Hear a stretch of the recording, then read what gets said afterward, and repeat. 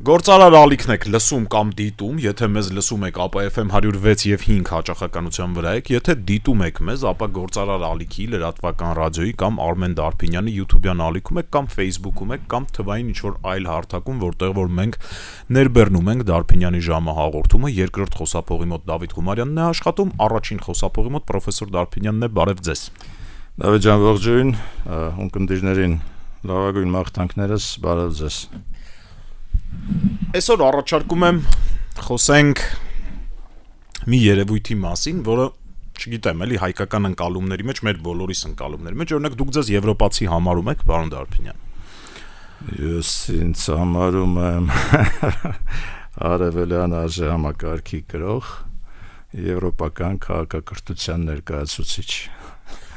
Եվ կուզեի շատ, որպեսզի յուրաքանչյուր հայաստանցի իրեն հենց այդպես վերաբերվեր։ Եվ դրա վերաբերյալ իհարկե ես ունեմ իմ նաև տեսական մոտեցումները եւ հիմնավորումները։ Տեսեք, այդ երկու հարթությունը քաղաքակրթական եւ արժեհամակարգային։ Իմ կարծիքով ինչ որ մի պահի եւ ոչ այնքան մեր մեղքով իրար նկատմամբ հակասության դուրս եկան։ Եթե վերցնենք քաղաքակրթական հարթությունը,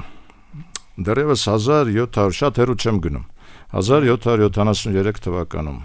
թվականին հնդկական Մադրասում մեր հրաշալի խումբը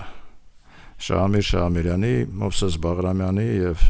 Հովսեփ Էմինի մասնակցությամբ հրապարակեց մի հսկայական մեծ նշանակություն ունեցող աշխատություն, Որոգայթ փառացը, որը ըստ էության հանրապետություն որպես արժեք սահմանադրական իրավունքի եզակի լավագույն եւ միգուցե հենց առաջին նմուշներից մեկն էր։ Դա արդեն ապացույց է, որ մենք կանգնած ենք եվրոպական քաղաքակրթության հիմքում, որովհետեւ ֆրանսիական հեղափոխությունը տեղի ունեցավ դրանից մի քանի տարի հետո եւ հանրահայտ դեկլարացիան մարդու իրավունքների եւ ազատությունների մասին հրապարակվեց Որոգայթ փառացից նույնպես մի քանի տարի հետո։ Որոգայթ փառացը դա մի աշխատություն էր սահմանադրական իրավունքի, անձի ազատությունների, պետություն եւ անձ, քաղաքացի հարաբերությունների, իշխանությունների տարանջատման, մի հսկայական շեդևրային փաստաթուղթ էր, որի նշանակությունը, դերը, արժեքը մեր պատմության, մեր ինքնության մեջ, ես կարծում եմ մենք վերագնահատելու հսկայական գործ ունենք։ Եվ նույն եվրոպացիներին ներկայացնելու, որ մենք ենք, լսեք, մենք ենք կանգնած եղել, մեզանից է եկել այս գաղափարը։ Մինչդեռ մենք անգամ մեր այս հերոսների անունները երևի չենք կարողանում արտաբերել։ Հիմնականում հոլովում ենք իհարկե արժե հոլովել Շահամիր Շահամիրյանի անունը, բայց ֆիքսենք, որ նրա միջոցներով նա հիմնականում հովանավորն էր այս աշխատության, բայց այնտեղ ինտելեկտուալ հսկայական ներդրում ունի Արցախի ծագում ունեցող քահանա Մովսես Բաղրամյանը, օրինակ, որի անունը ես կարծում եմ, որ մեր լայն հասարակությանը հայտնի չէ։ Ինչու հայտնի չէ։ Նորից հետ են գալիս պատմությանը, մենք չենք վերագնահատել մեր պատմությունը։ Մենք գիտենք մեկ Բաղրամյան, որը մեր Մարշալ Բաղրամյանն է, այո, նա էլ, ասենք իմ կարծիքով, ընդհանրապես սովետական մեր ժառանգության արդյունքում ունենք դա, այսինքն սովետական ռոպագանդան կարողացավ նրան մեծարել եւ դրա արդյունքում մենք ունեցանք Մարշալ Բաղրամյան։ Իհարկե հերոսությունը այստեղ որևէ մեկը կասկածի տակ չի դնում, բայց կար Մովսես Բաղրամյանը, որը ինտելեկտուալ հսկայական ներդրում ուներ Որոգայթ փառացի մեջ։ Եվ ուրեմն քաղաքակրթական տեսանկյունից ես այո ինձ համարում եմ եվրոպացի։ Բայց կա նաև այլ հարթություն, արժեհամակարգային հարթությունը, որը կենցաղային բարքերի, հասարակական հարաբերությունների, մարդկանց միջև փոխհարաբերությունների, քաղաքացի պետություն փոխհարաբերությունների, վարքագծի, մեծերի նկատմամբ վերաբերմունքի, կանանց նկատմամբ վերաբերմունքի, այստեղ կան արևելյան շատ հստակ կանոններ, որոնց ներկայացուցիչն ենք մենք, եւ ես կարծում եմ, որ այս հակասությունը արժեհամակարգային ավելի շուտ եկավ եվրոպացիներից։ Տեսեք, մեծերի նկատմամբ պատկառանքը, մեծարանքը, ծնողների նկատմամբ այդ պատասխանատվությունը եւ վերաբերմունքը գալիս է այնուամենայնիվ արևելյան քաղաքակրթությունից, արևելյան արժեհամակարգից ավելի ճիշտ։ Չինացիները մինչև այժմ եւ երբեք չեն ունեցել կենսաթոշակային համակարգ։ Պետությունը այնտեղ մեծերի նկատմամբ, ծերերի նկատմամբ որևէ հոգ չի տանում, համարելով, որ դա հենց հաջորդ սերունդների խնդիրն է, որդիների, զավակների խնդիրն է։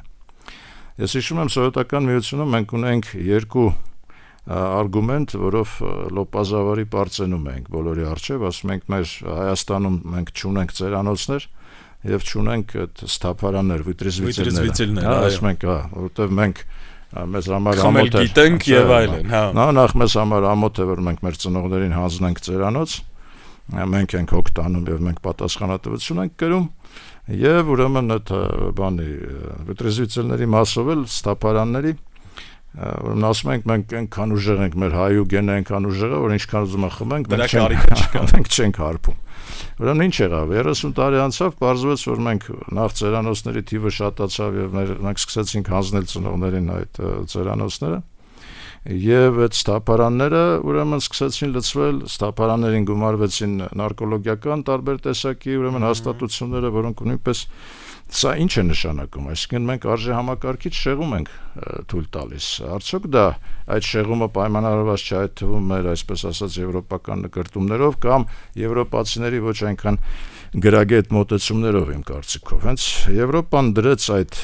պատնեշը իմ կարծիքով մեծագույն սխալ թույլ տվեց, երբ սկսեց ներխուժել ընտանիքներ, ներխուժել կենցաղ, այսինքն ընտանեկան հարաբերություններ, տեսեք գենդերային, այսպես ասած տարբերակումներ, իրավունքներ, այդ LGBT-ն որ կա, այսինքն այդ ուրեմն հարաբերությունները։ Եթե նայենք այս ամեն ինչին, մեծերի նկատմամբ պատկառանք։ Տեսեք, չինացիները մի հրաշալի ասույթ ունեն, ուրեմն ասվում է այսպես. նա ով եղել է ինձ մեկ օր ուսուցիչ, նա ինձ հայր է ամբողջ կյանքի համար։ Ճապոնացիները, երբ ասենք մետրոյում պրոֆեսորը, դասախոսը, ուսուցիչը մտնում է մետրոյի վագոն,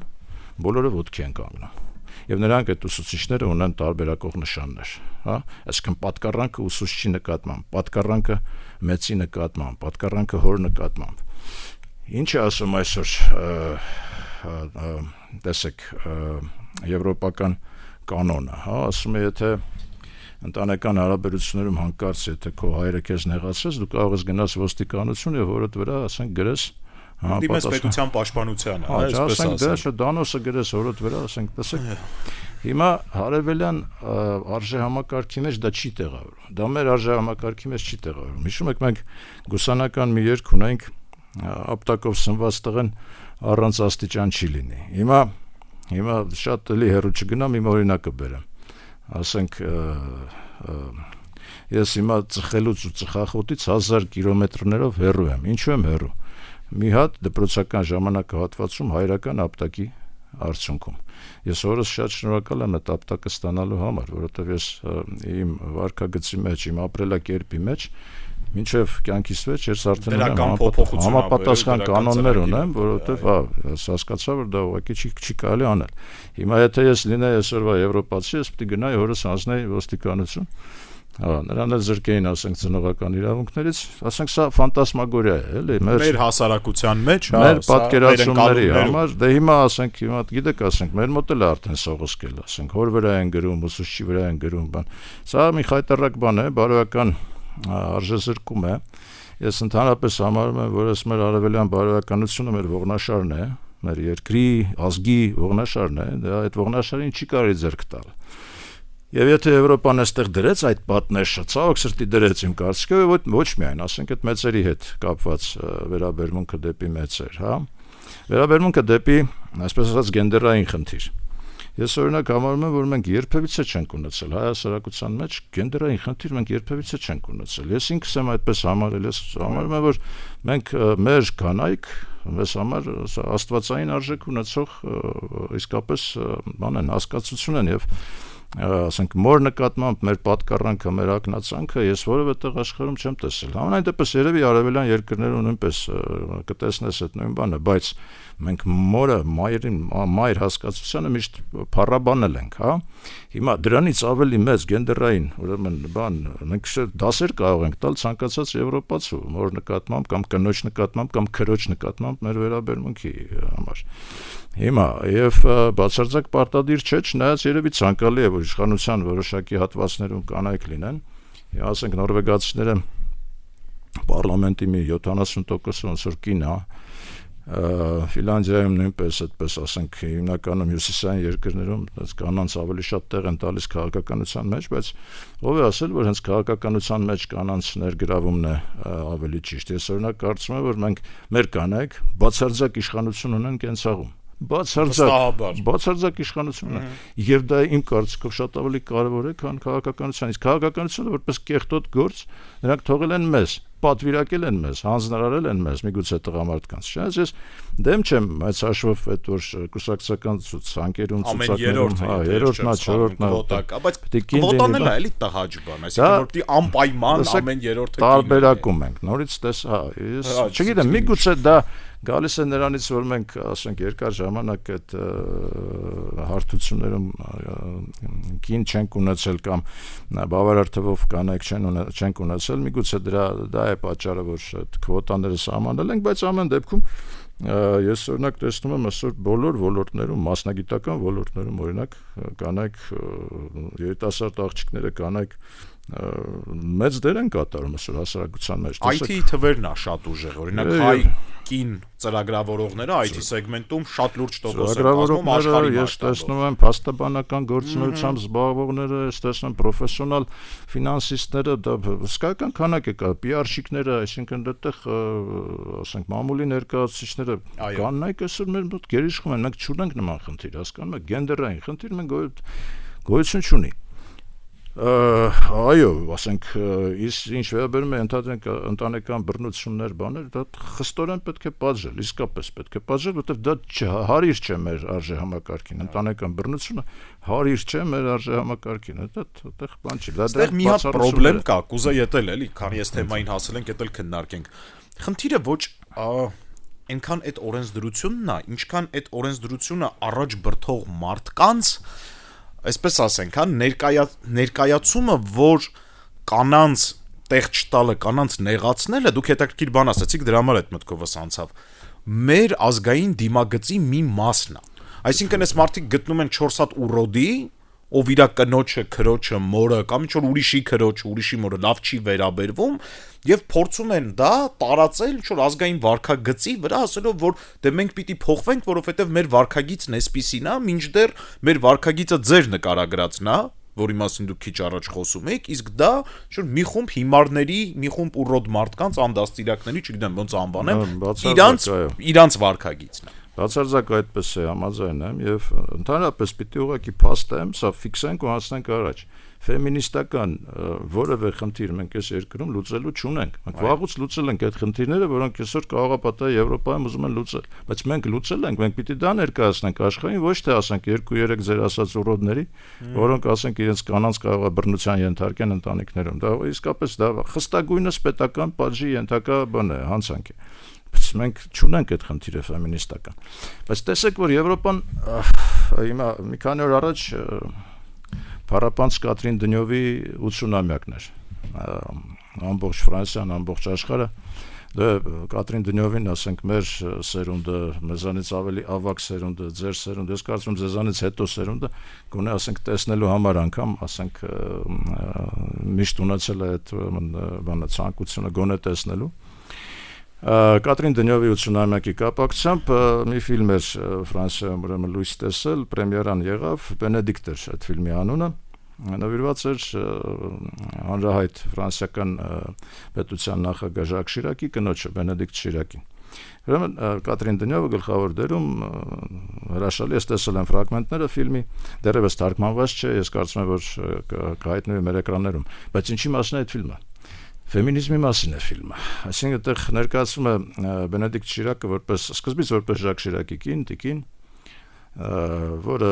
կատարում է տիկնոջ պարտականությունները, բայց ինչ որ մի փուլից նա զգում է, որ ինչ որ ֆեմինիստական շարժում պիտի սկսում է շարժումը եւ այդ ամբողջ process-ում անգամ Ժակ Շիրակին այնքան էլ հրապուրիչ տեսքով չեն ներկայացնում, այսինքն օրինակ, եթե այսօրվա Ֆրանսիայում ֆեմինիստական խնդիր են բարձրացնում, իմ կարծիքով դա նույն Ֆրանսիայում էլ արդեն ժամանակավրեպ է, արդեն այդ խնդիրը իմ կարծիքով չկա եւ չարժե դա բարձրացնել։ Շարունակեմ։ Ուրեմն ֆեմինիզմի մասին խոսեցինք, մեծերի փոքրերի մասին խոսեցինք, այդ բանը սեռական փոքրամասնությունների հետ կապված շատ հետաքրքիր բան է։ Գիտեք, դարձրել են քաղաքական հարց, բարձրացրել են քաղաքական հարթակներ, իրավունքների մասին խոսք է գնում։ Հանրահայտ բանը կար, ռուս դերասանուհի կար Ֆայինա Ռանևսկայան։ Մի հրաշալի ֆորմուլա էր տվել ժամանակին։ Ասում են, յուրաքանչյուր ոք ունի բացառիկ իրավունք իր հետույքի վերաբերալ տնօրինել, տիրապետել եւ օգտագործել այնպես, ինչպես գտնում է նպատակահարմար։ Հասկանում եք, յուրաքանչյուր ոք իր հետույքի տերն է եւ այն մյուսի գործը չի թե նա ինչպես է օգտագործում։ Դա բացարձակապես մասնավոր ոլորտում գտնվող խնդիր է, սա հանրայնացման որևէ թեմա չի, հանրային խնդիր չի, իրավունքի հարց չի։ Յուրաքանչյուր ոք ունի իրավունքը տնօրինելու, տիրապետելու, օգտագործելու սեփական հետույքը այնպես, ինչպես գտնում է նպատակահարմար։ Հիմա մենք ընկել ենք այս հիմարության հետևից տարբեր տեսակի իրավունքներ, դրոշներ, մարդիկ, դրան ընդհանրապես դա հանրայնացման թեմա չի։ Մասնավոր ոլորտում գտնվող privacy-ի խնդիր է, դա ասենք մասնավոր կյանքի խնդիր է։ Բացարձակ դա չարժեր բարձրացնել այսպես արժեքային հարթակ, բացարձակ չարժեր դրանով իսկ Եվրոպան, գիտեք, դրանով իսկ ինքը այդ անջրպետը ստեղծում է մեր ու իրանց միջև ոչ թե մեր արևելքի, ես մեծ հաշվով եմ ասում, այսինքն այդ հակասությունը արևելքի եւ արևմուտքի միջև գալիս է հենց նաեւ դրանից, որ նրանք ներխուժեցին կենցաղ,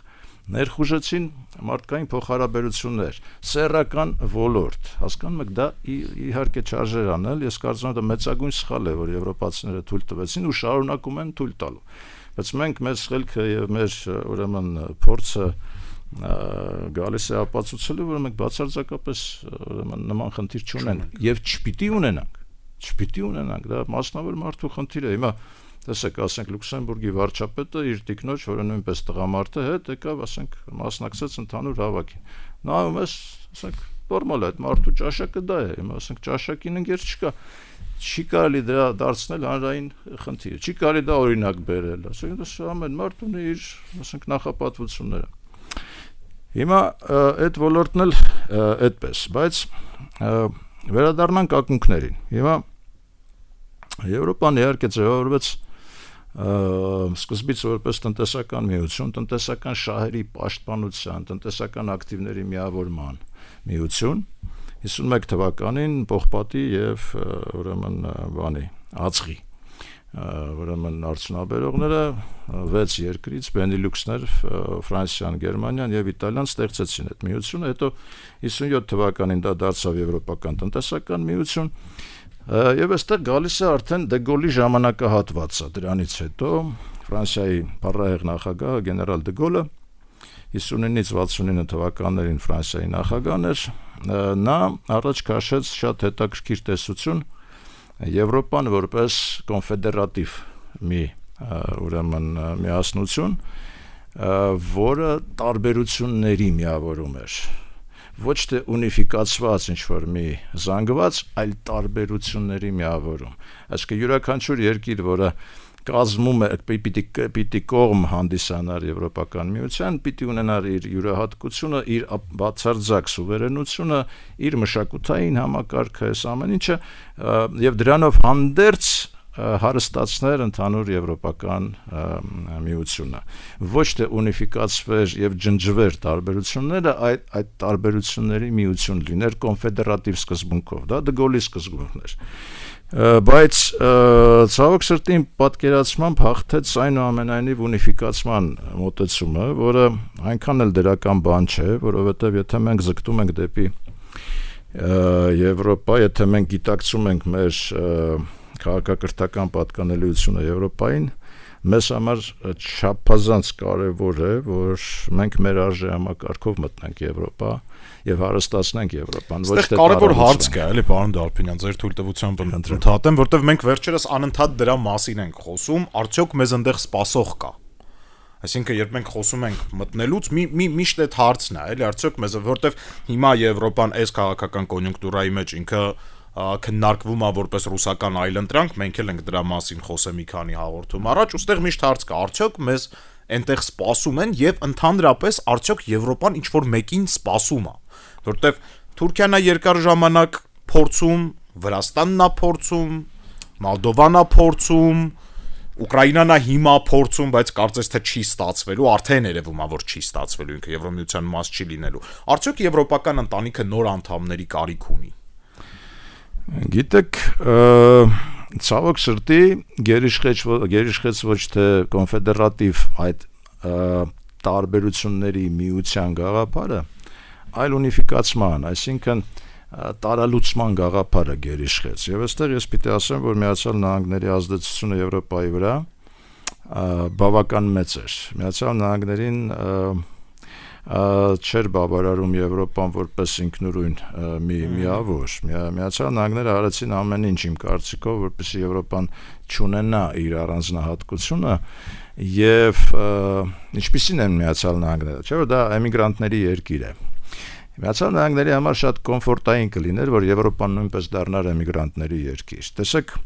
Լիբիայում Կադաֆին ոչնչացնելուց հետո այդ բանը աֆրիկական կալպակը Լիբիան այդ կալպակներ հանդիսանում, էլի կափարիչներ,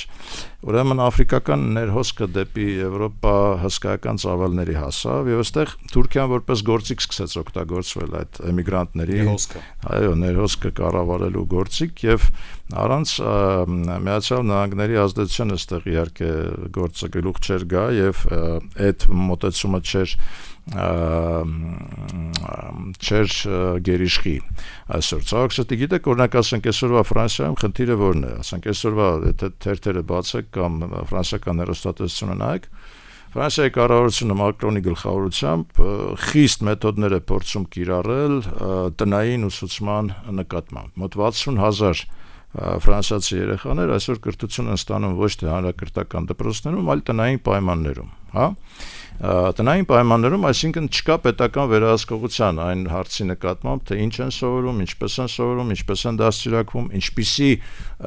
արժե համակարգի ներքո են դաստիարակվում, արդյոք այնտեղ օրինակ բան ռեսպուբլիկայի արժեքները ուրեմն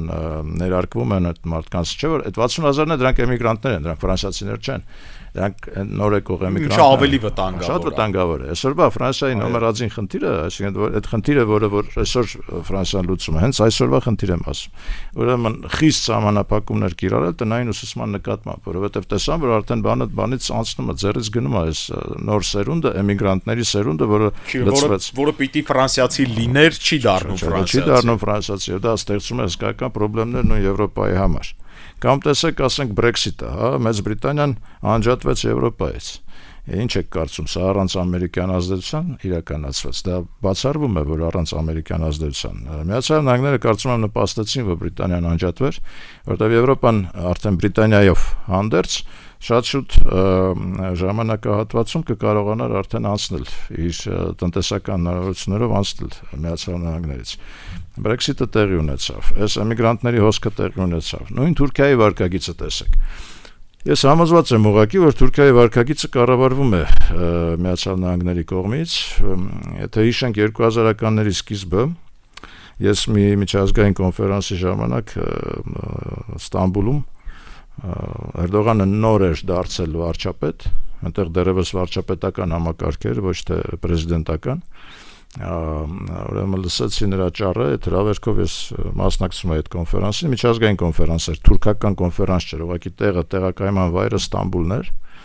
ուրեմն նրա ամբողջ ճառը 2001 թիվն էր,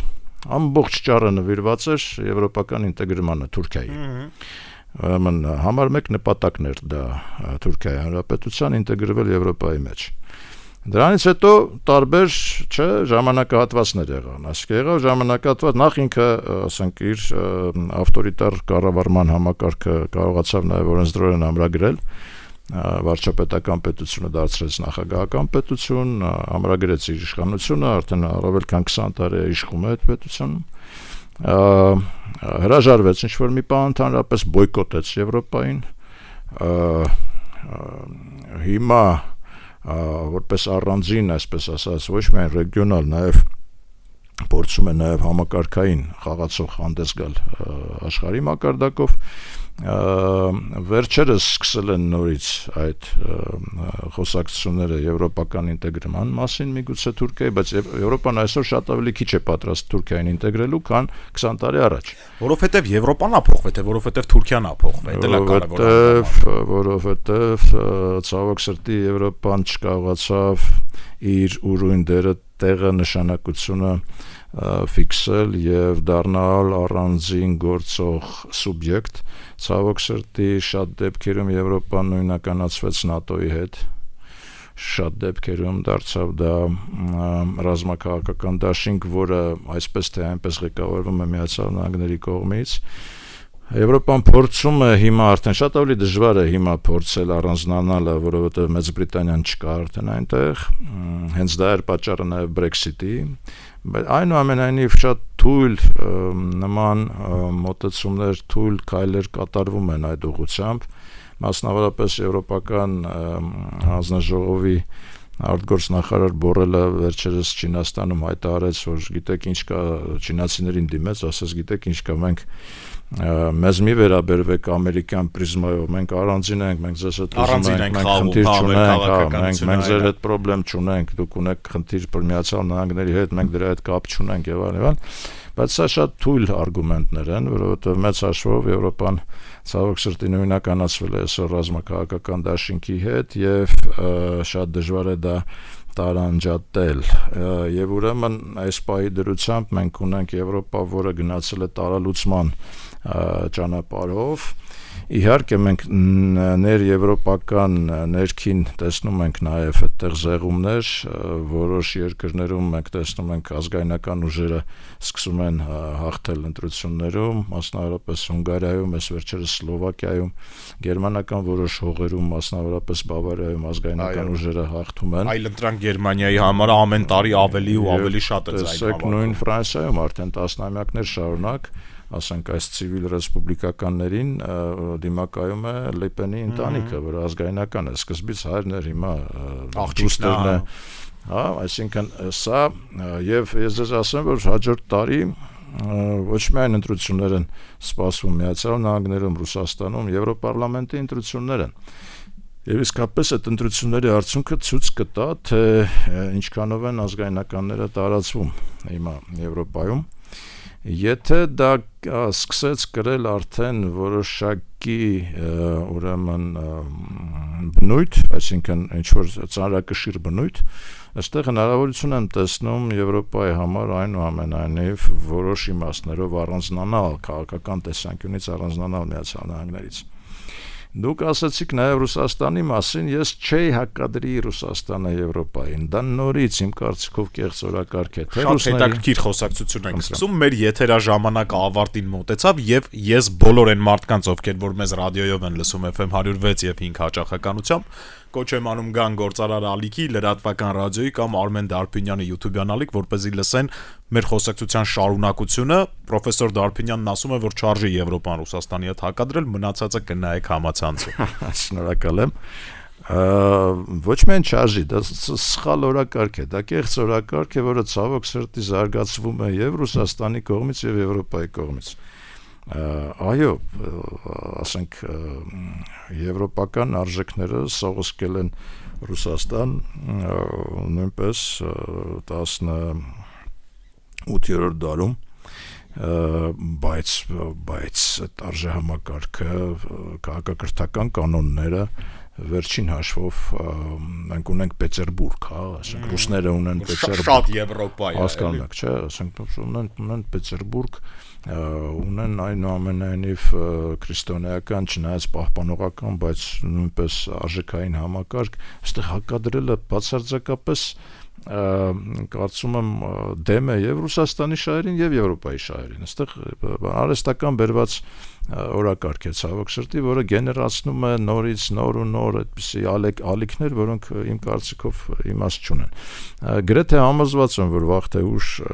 Եվրոպան եւ Ռուսաստանը կդադարեն միմյանց որպես թշնամիներ դիտել, որովհետև դա ուղղակի բանականության հետ չի խոսում, ընդհանրապես դա դեմ է, որը նաև դեմ է շահերին, դեմ է բանականությանը, դեմ է արժեհամակարգային, ուրեմն ամբողջ բանին,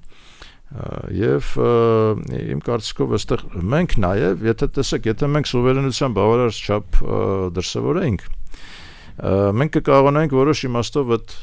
կամուրջային ինչ-որ մի դեր խաղայինք այդտեղ։ Միգուցե փոքր կամրջակ հանդիսանանք Ռուսաստանի եւ Եվրոպայի միջև։ Եվ միգուցե դա է մեր առաքելությունը։ Հիմա մենք էլ որ ասում ենք, որ եվրոպական ուղի ենք ընտրել եւ այլն, դա ոչ թե հակադրում ռուսական ուղու։ Մենք մեր ուրույն ուղին ենք ընտրում։ Դրա վրա կանգ առնենք ձեր թույլտվությամբ։ Մենք ասում ենք, որ մենք եվրոպական ուղի ենք ընտրել։ Վարչապետ Նիկոլ Փաշինյանին եվրոպական պարլամենտում ծափահարում էին։ Տպավորիչ էր, իրականում տպավորիչ էր։ Մեր գլուխը շոյում են, մեզ մխիթարում են, թե մեզ ասում են բարի գալուստ Եվրոպա, եղեք ավելի ակտիվ, ինչ էր սա, այսինքն, ոնց եք դուք ընկալում Եվրոպայի կողմից տրված այս ազդակը։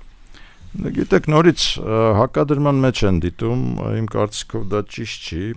հակադրել, ասենք, դեմոկրատական երկրները մնացած աշխարհի հետ։ Մեզ համար շոյիչ է իհարկե եւ այդ քաղաքակրթական պատկանելիությունը ֆիքսելը շատ կարեւոր է իմ կարծիքով։ Դա առաջին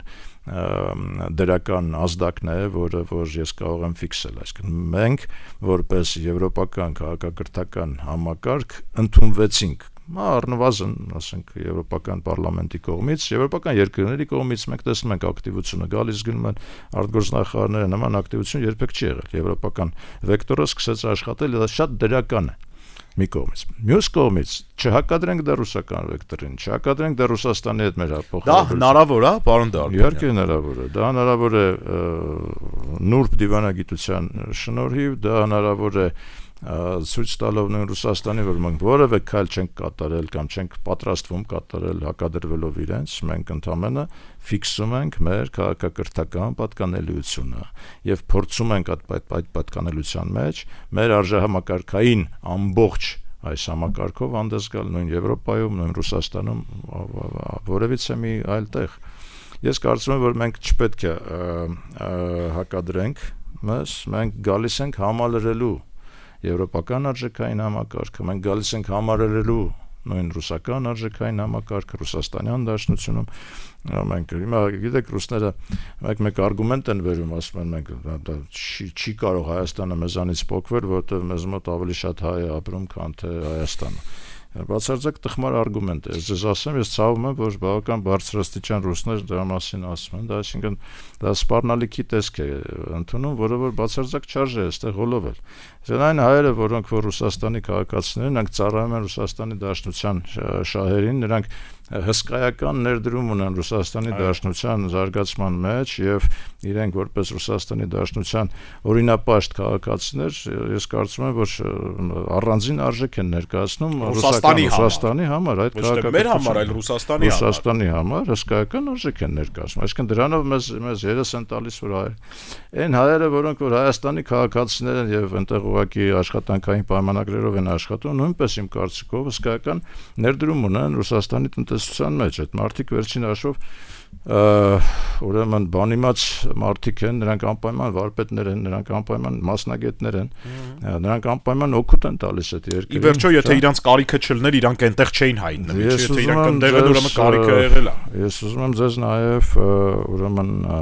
հասցեագրեմ Պատրիարխ Կիրիլը այս վերջերս մի հայտարարություն արեց, ասաց, եթե մենք, այսինքն իրենք ռուսները, եթե մենք ասես չկարողանանք պահպանել ռուսների եւ քրիստոնեության ուրեմն այս ծավալային գերիշխանությունը Ռուսաստանում, մենք կկորցնենք երկիրը։ Այսինքն ինքը ակնարկում էր, որ իսլամական ուրեմն դավանանքի ներկայացուցիչները քանակական առումով իհարկե շատ ավելի արագ են բազմանում եւ եթե տենդենսները մնան այնպես ինչպես կան, մի քանի տասնամյակ հետո Ռուսաստանը կարող է ավելի, ասենք, իսլամական դավանող հասարակություն եւ բնակչություն ունենա, քան քրիստոնեություն։ Իսկ հայ քրիստոնյաները այնտեղ միայն օգուտ են բերել Ռուսաստանին, անգամ նրանք, ովքեր Ռուսաստանի քաղաքացիներ չեն։ Մեզ երեսով տալը դա ճիշտ քաղաքականություն չի, այսինքն դա իմ կարծիքով պետք է վերջ տալ դրան եւ ճիշտ կլինի, որ մենք դրա վերաբերյալ խոսենք, էլի արտահայտվենք, այսինքն դա արգումենտ չի։ Նախ մենք չենք ուզում փոխվենք, մենք չենք հակադրվում։ Մենք ընդհանրապես ուզում ենք գտնենք մեր սուվերենությունը։ Մենք ընդհանրապես ուզում ենք հանդես գանք որպես Հայաստանի Հանրապետություն եւ որպես Հայաստանի Հանրապետության քաղաքացիներ։ Մենք չենք հակադրվելու ոչ Ռուսաստանի շահերին, ոչ եվրոպական շահերին, ոչ ամերիկյան շահերին, բայց մենք փորձելու ենք համադրել այդ շահերը եւ առաջնահերթության կարգով դիտարկել Հայաստանի Հանրապետության եւ Հայաստանի Հանրապետության քաղաքացի սուվերենությունը։ Սա ի շարունակություն են հարցի, որ մեզ այնտեղ սպասում են, թե չեն սպասում։ Ֆրանսիայի հետ զենքի մատակարարման քննարկումներ են գնում, կարծես թե հաջողությամբ են ավարտվելու, շատ նման է դրան։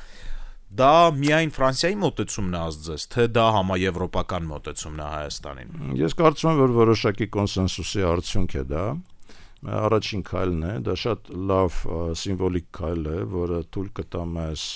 նաև այլ երկրների հետ ունենալ համարժեք համագործակցություն մեր շահերից ելնելով եւ գիտեք, եթե նախկինում ասում են, որ մեր անդամակցությունը հապկին կարող է խոչընդոտ հանդիսանալ Ֆրանսիայից զինամթերքի ներկրման համար, հիմա մենք տեսնում ենք, որ դա խոչընդոտ չէ։ Եվ եթե դա խոչընդոտ չէ, ուրեմն մենք նորից պիտի համադրենք բոլոր հնարավոր մեր շահերը եւ հնարավորությունները ընդլայնենք, ոչ թե պակասացնենք, ոչ թե մեկը մյուսի հաշվին, այլ ընդլայնենք։ Ես կարծում եմ, որ ֆրանսիական այդ զինամթերքի մատակարարման կոնտրակտներին կհաջորդեն նաև այլ կոնտրակտներ, ոչ պարտադիր եւ անպայման, ասենք, եվրոպական երկրներից ես հույս ունեմ, որ նույն Կանադայի հետ մենք կկարողանանք լայնացնել մեր հարաբերությունները այդ թվում, այդ ոլորտում եւ պատահական չէ, որ Կանադան բավական արագ կերպով դեսպանատուն բացեց Հայաստանում, ես տեսնում եմ այդտեղ ստրատեգիական լուրջ համագործակցության պոտենցիալ, ես կարծում եմ, որ նաեւ այլ երկրների հետ նույնպես եվրոպական Գերմանիան կարծես թե նույնպես բավական չափով հետաքրքրություն է այսօր ցուցաբերում Հայաստանի նկատմամբ, մասնավորապես եղավ հայտարարություն, որ եթե խաղաղության պայմանագիրը կնքվի, գերմանական խոշոր ընկերությունները կգան Հայաստան եւ կօգտվեն Հայաստանի ինտելեկտուալ հնարավորություններից, մեր գրագետ աշխատուժի հնարավորություններից։ Ես կարծում եմ, որ այստեղ առաջին, այսպես ասած, ծնծաղիկը արդեն երևաց եւ դա շատ լավ է։ Մի հարց էլ քննարկենք, դեռ ժամանակ ունենք, կարծում եմ։ Մենք խոսում ենք շահերի համադրման մասին, բայց ինչ են ասում, հա, Հայաստանում պրոռուսական թևի ժողովուրդը եւ նաեւ կարծում եմ, որ այդ ազդակը Ռուսաստանից է։ Իրենք ասում են, որ այս ռեգիոնում եվրոպացիները չկան, այս ռեգիոնը Եվրոպայի հետաքրքրությունների ռեգիոն չի, ու եվրոպացիները, որ ձեզ զենք են տալի, ձեր մոտ դեսպանատներ են բացում, այն կողմի, ասենք, չգիտեմ, Կանադան, որ ձեզ կանչում են Եվրոպարլամենտ, դուք ելույթներ եք ունենում, ձեզ ծափարում են, այդ նրանից չի, որ դուք լավն եք, այդ նրանից է, որ իրանք մեզ չեն սիրում։ Դա այդտեղ մեր պատասխանը պիտի լինի հետևյալը, այս ռեգիոնում եվրոպացիներ կան եւ դա մենք ենք։ Այս պիտի լինի պատասխանը առաջին, երկրորդը նորից, այո, միգուցե դրանում կա ճշմարտություն։ Եվրոպան միգուցե տակացել է մեր հետ, որովհետեւ ուզում է ձեզ հետ ձեր շահերին, այսպես ասած, ամերիկյան դրդմամբ, նորից եմ կրկնում, սա չեմ կարծում, որ Եվրոպայի առանձին քաղաքականությունն է, բայց նաեւ մենք մեր դերակատարումը տեսնում ենք այստեղ նրանում, որ կարողանանք համադրել ձեր Ռուսաստանի եւ եվրոպական շահերը եւ երբեք չհակադրել իրար։ Ես ամենայն դեպս այս պահի դրությամբ չեմ տեսել որևէ քայլ պաշտոնական Հայաստանի, որը հակադրեր եվրոպական շահերը ռուսականին։ Տեղակայել ենք եվրոպական դիտորդներ, լավ են կարել, մեր Բայց շահերից ռուսները մեկը համարում են, որ դա իրանց շահերի դեմ է։ Այսինքն համարելով չգիտեմ, դա ինչ-որ իրացիոնալ խանդ է, թե Դե գիտեք, ասենք ամեն մի խանդ էլ գալիս է ինչ-որ մի этап, երբ որ սառում է այդ խանդը, հիմա ժամանակի խնդիր է, սովորության խնդիր է, գիտեք, մենք պիտի հասկանանք, որ մեր սուվերենությունը մենք չենք դրսևորել բավարար չափով տասնամյակների ընթացքում։ Դրա համար սովորություն է առաջացել, որ մենք ենթակա ենք, մենք ենթարկվում ենք, մենք չունենք մեր ուրույն սեփական գիծը արտաքին քաղաքականության մեջ հատկապես։ Հիմա պիտի աշխարհը սովորի եւ Ռուսաստանն էլ հասկանա, որ մենք ունենք այդ գիծը, մենք որոնում ենք այդ գիծը, լավ եկեք այսպես ասենք, որոնում ենք, փնտրում ենք եւ այդ գիծը դասավորելու ենք, ստեղծելու ենք մեր ազգային շահերի համապատասխան։ Եվ դա երբևիցե չի լինելու ի հակադրումն իրենց գործողությունների կամ ի հակադրումն որևէ մեկին։ Մենք համադրելու ենք շահերը, փորձելու ենք առաջնահերթության կարգով դիտարկելով մեր շահերը։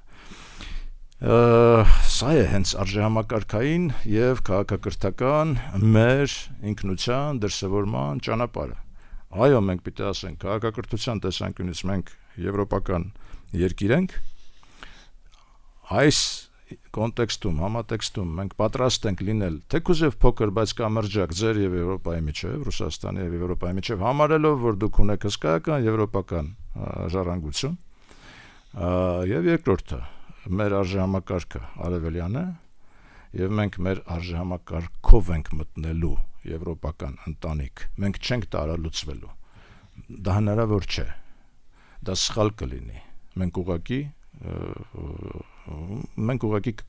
կկորչենք, այնպես ինչպես կորչում են այսօր մոլդավացիները, տեսեք, ասենք,